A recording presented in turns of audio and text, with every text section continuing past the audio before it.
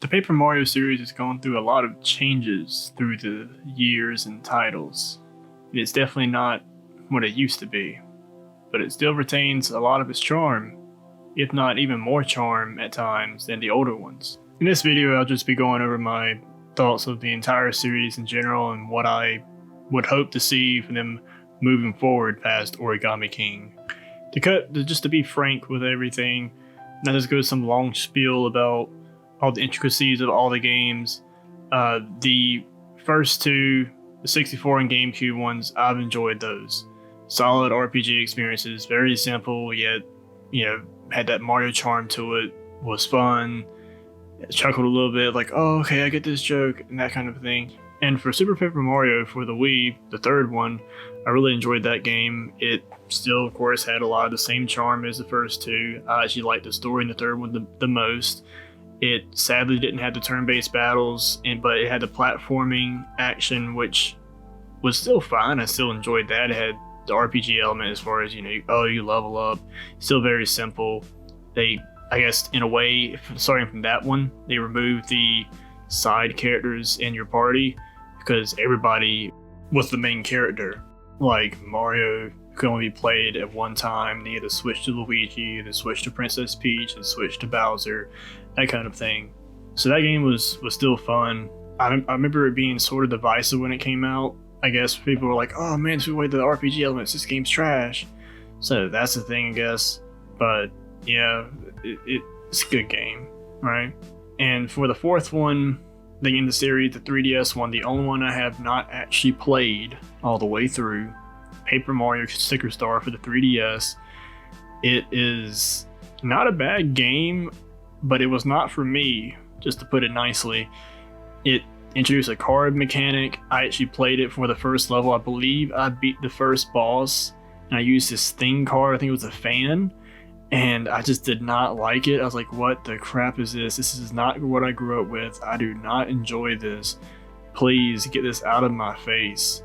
I can't stand it. I'm glad I didn't actually buy it because I would have been very disappointed.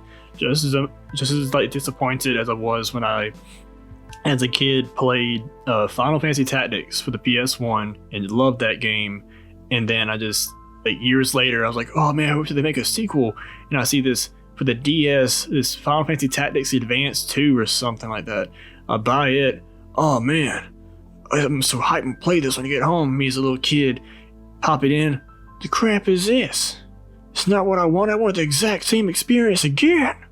But I'm getting off topic, off track. But back to the fourth game, Sticker Star. From what I could tell, it wasn't a bad game. It wasn't for me. It felt like it was just a standard, typical Mario experience. I don't know how the humor was. I think, honestly, for me, it's the worst in the series just because I couldn't really get into it, and I hated the card battle system. I'm not even sure if they took the RPG elements out. I'm assuming they did. It was, I guess, the main villain was mostly Bowser Jr., at least in the beginning, when I remember that I played.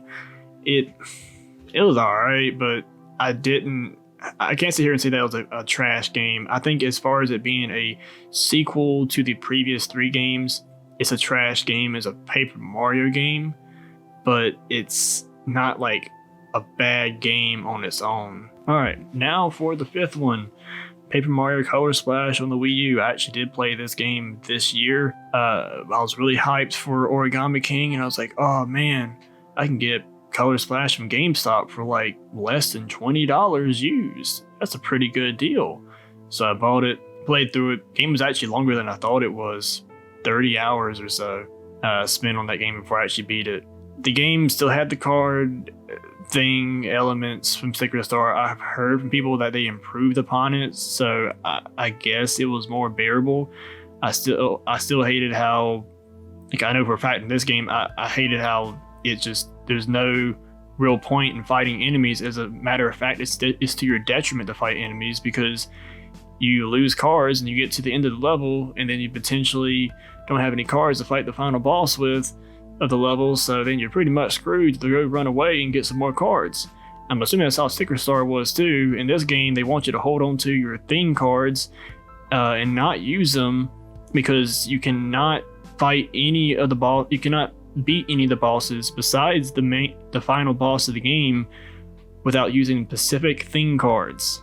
The game does a good job of letting you know what card it is, but you don't really know which card it is until you get to that point in the battle where the dialogue, hints at which one you need to use.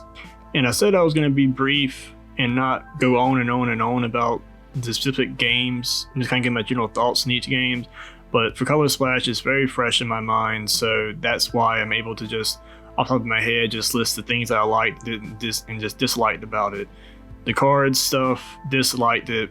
I hated how they didn't have really any incentive to fight the enemies. You literally just run past them like you're trying to speed run the game after a certain point because you're bored of the battling and you also don't want to go buy new cards and stuff. And the only thing you really get by battling enemies a lot is you get, those little paint hammers, and you get enough of the paint hammers, and on the top left corner of the screen you get enough of those, you can actually upgrade your paint limit, so then you can paint more cards to make them stronger before all your paint runs out. But it's not really a problem.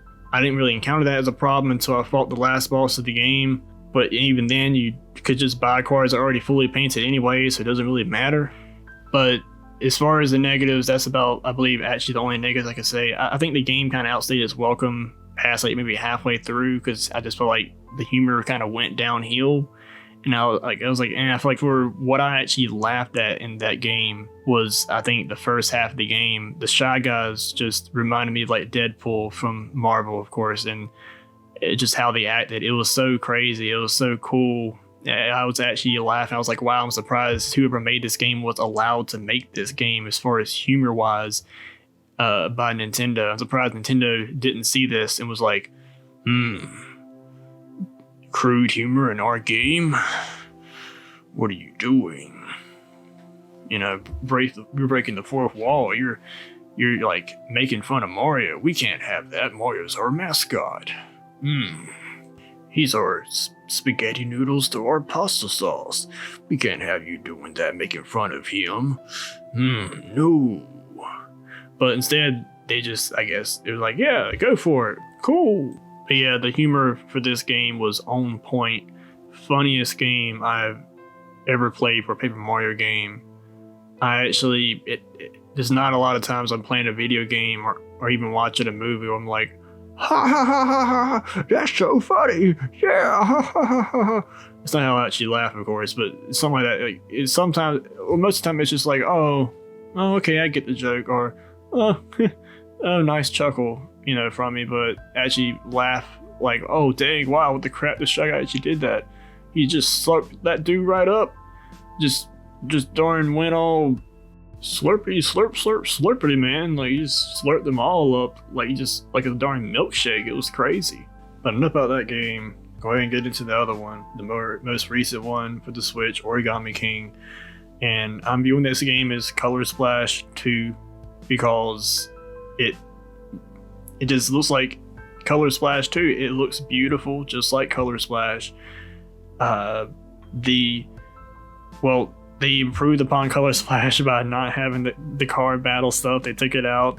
So I'm like, yeah, okay, good. What else can you do for me? They introduced some weird line battling thingy-mabobber where you gotta to turn this wheel around to line enemies up and to hit them to, I guess, do more damage. And I was like, okay, I'm not really feeling that too much, so that's going to be fun at first, but then get real tedious later on after I do it for so much. So I was like, okay, maybe they're going to bring back the RPG elements and stuff. And then I see more info. Nope, not the case. I was like, alright, time to cancel my pre-order. It's not for me. I just played Color Splash. I'm burnt out of that game. I don't want to play Color Splash again. I'm going to kind of miss not playing the game when the humor is probably on par, even better than the Color Splash, but I guess I'll just wait 5 to 8 years for it to go on sale at GameStop, if GameStop's even a thing in the future, to buy it for like $20 or $30 or something for the Switch. That's what I think I'm gonna have to do. At least that's what my thought process was, and of course I did, cancel my pre-order for the game. And honestly, that's about it. Like, that's the whole series, and it's sad to see Paper Mario go from a simple RPG that is just really fun to play through in the Mario universe with some crude humor in the mix, whatnot, to not RPG at all, but they still have turn-based battles in it. Like, I don't know why they still decide to have turn-based battles in the Paper Mario games when you removed the actual leveling up in them. Like, what? It's so weird. Like, even the Wii game, Super Paper Mario, it had no turn-based battles, but you still leveled up when you fought so much or killed so many enemies. The other ones after the Wii game just said, no, let's go back to turn-based battles, but take out the leveling up stuff besides leveling up your paint thing and color splash. So there's not really any reason to fight the enemies, you know? You're gonna get bored of it. It's like, oh, here's another turn-based battle, time to wait. At least in Final Fantasy, the series, like the old ones, Final Fantasy 7, 6, you have some incentive to fight in the random battles. You're like, okay, I may be getting bored of this random battle, but at least I gain experience, and by I gain up experience, I'll gain a level, so then my people will get stronger, right? Or level up this materia, stuff like that. But now Paper Mario is just like, oh man, it should be so fun for them to fight the same enemy over and over again that may also respawn, and they don't get anything out of it, so they lose the cards they need to progress in the game. Or even if they don't have cards, they get coins, but they don't need to even fight in the battles because they get so many coins outside the battles. And so what I recommend to everybody that's watching this video, if you're like me and you want a traditional Paper Mario experience, go buy that bug game on the Switch. I probably won't play it, but I heard that it's basically the spiritual successor, whatever the crap is called. I don't remember. Was it Bug Fable or something like that? Honestly, if you want an actual, Mario RPG that's in your face, it's made by Nintendo, the Mario and Luigi RPG series. I've actually gotten into playing them again, and I'm actually playing the DS game, Mario and Luigi Partners in Time. I'm having a blast through it. I played the Superstar Saga on the Game Boy Advance and Bowser's Inside Story. I remember enjoying both those a lot. And this actually has leveling up, traditional RPG battles, and honestly, the same crude humor that the Paper Mario series has too. Maybe just not as crude as what the latest ones have. It's definitely worth a shot. Of course, since they're older, Game Boy Advance and 2 on the DS and then 2 on the 3DS, they're gonna be quite, cheap. Of course, hopefully you could probably also emulate them too if you don't mind being a pirate, yar har har, right? Disregarding the lame pirates sell the 7 seas joke, seriously, try out the Mario and Luigi RPG series. You should have some fun if you enjoyed the first 2 and possibly the 3rd Paper Mario game.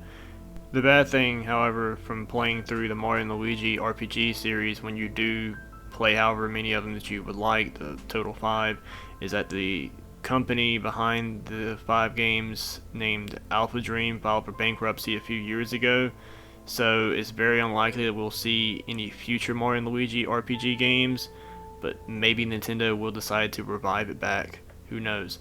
But yeah, thanks for watching. Hopefully you do check out those Mario and Luigi RPG games, they really are fun.